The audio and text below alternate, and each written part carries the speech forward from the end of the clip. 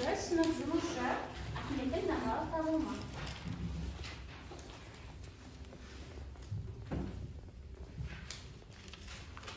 Жылдан geçmiş жазушы.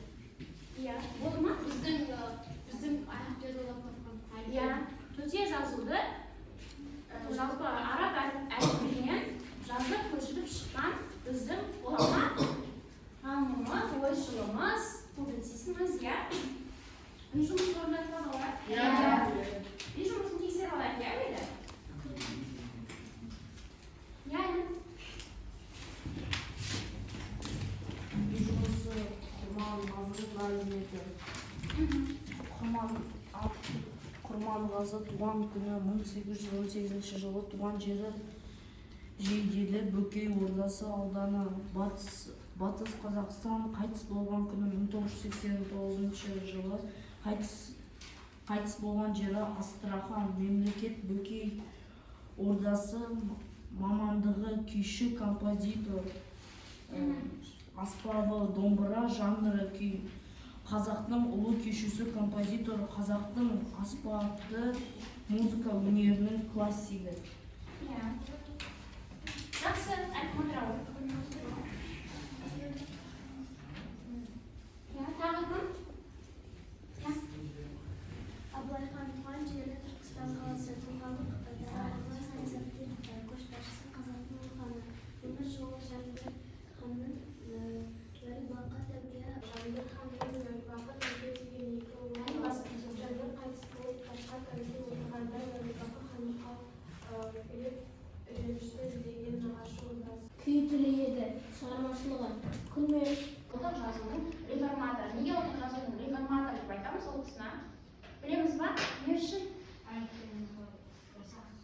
Иә, қазақ балаларының көзін ашу мақсатында төте жазуды ойлап тапқан екен. Я оны араб әліпбиінен көшіріп жазып шыққан.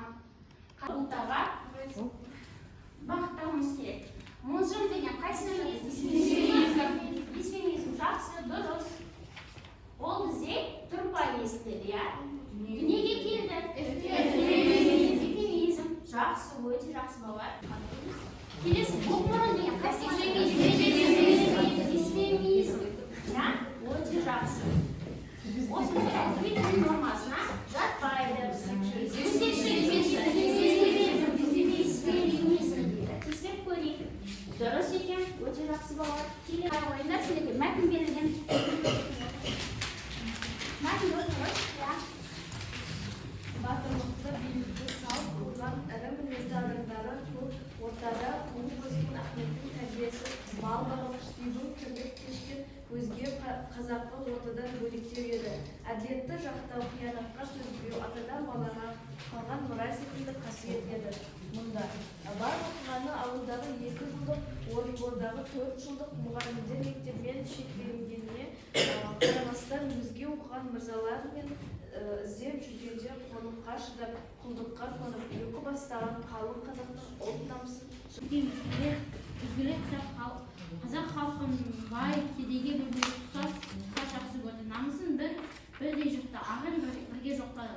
Ол отаршылықтың обыр саясына қарсы халықты ояту үшін халықтың ағартудан басқа жол жоқ екенін, надандықпен, қағындылықпен күресу керектігін толық түсініп, бар ғұмырын осы жолға арнады.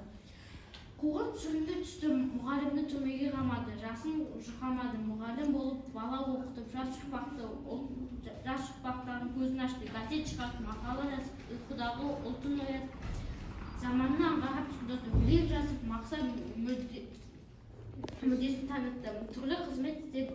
бұл мәтінде қысқаша өмірі туралы айтылған. Иә, өмір жолы айтылған, иә, қандай қызметтер атқарды, не істепті, иә.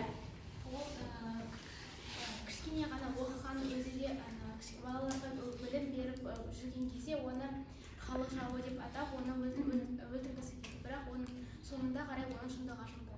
Иә, жақсы. Халық жауы деп бірнеше біздің ата жазушыларымызға жауап жабылған, иә. Ол дүниеден өткеннен кейін, бірнеше жылдардан кейін барып ақталып шыққан. Оларға жала жабылудың себебі не деп ойлайсыңдар? Білеміз ба? Не себепті жала жабылды? Халық жауы деп.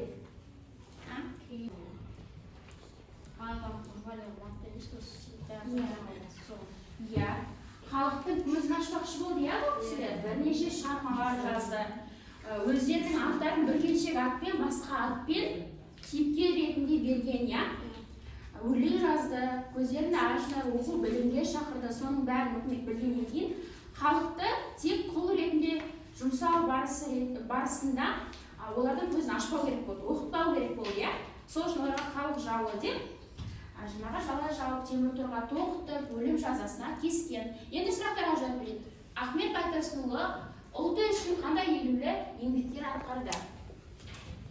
Қандай еңбек атқарды біздің өмірімізде?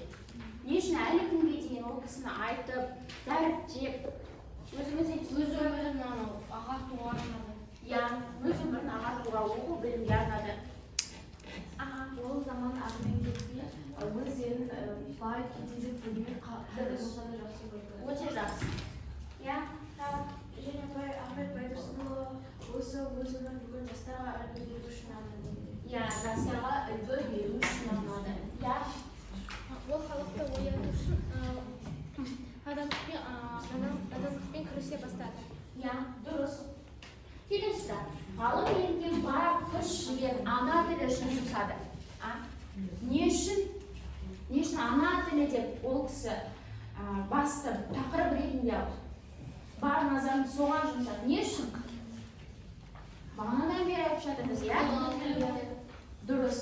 Әр ұлт болу үшін ең бірінші не керек? Тіл керек. Тіл арқылы біз сөйлесеміз, ақпарат алмасамыз, ұлт болып қалыптасамыз, иә? Ұлтсыз тіл болмайды, тілсіз ұлт болмайды, иә?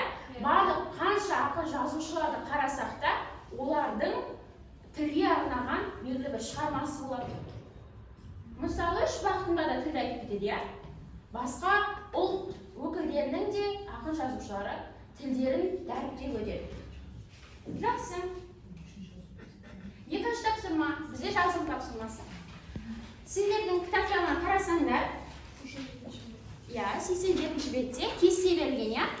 Сол кестеде дисфемизмде берілген, сендер оны эвфемизмге ауыстырып жазу керексіңдер. Тапсырма түсінікті ма? Орнаймайды. Жазу керекке берілген туған жылы, айы, күні, сосын атқарған қызметі, шығармашылығы өмірден қай жылы, қай күні, қай жерде өткенін жазу керексіңдер. Интернет ақпарат көздерің бар ма? Жақсы.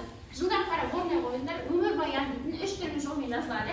Біріншісі өзінің жалпы қысқаша қай жерде дүниеге келді, қандай білім алды деген сияқты ақпараттар жазуы жұмысқа орналасу үшін берілген өмір баян.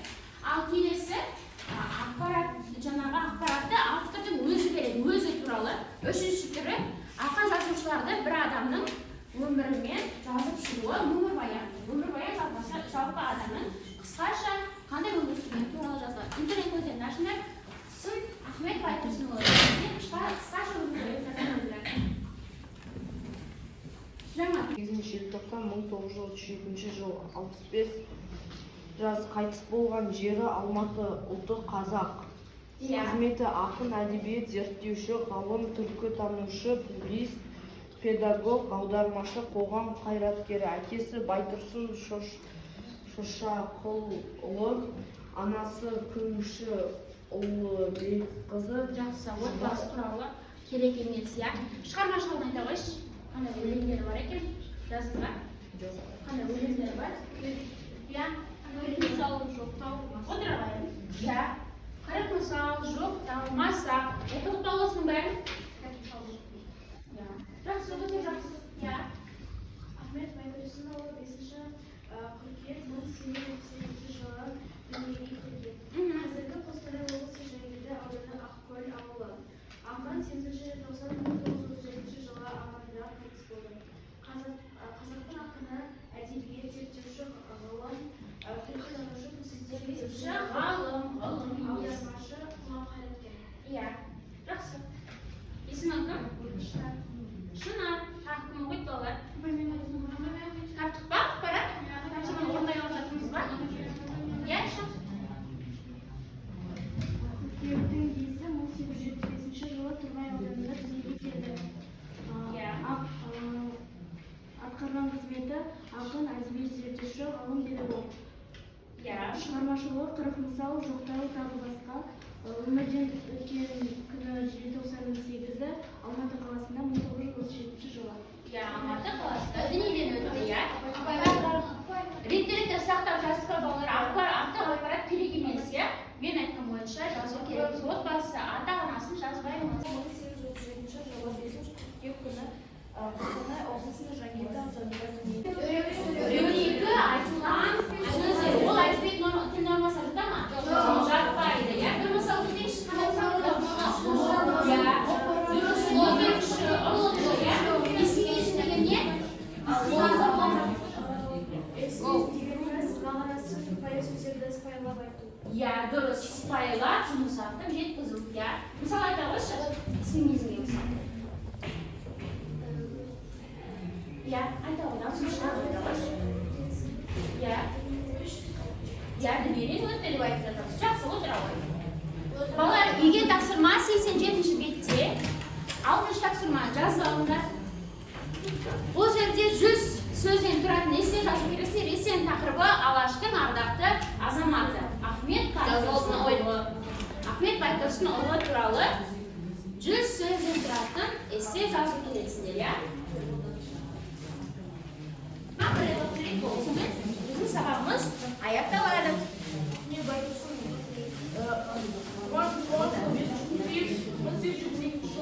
Абай Байтұрсынов әдебиет зерттеуші, жазушы, қазақтың ақыны, публицист және педагог.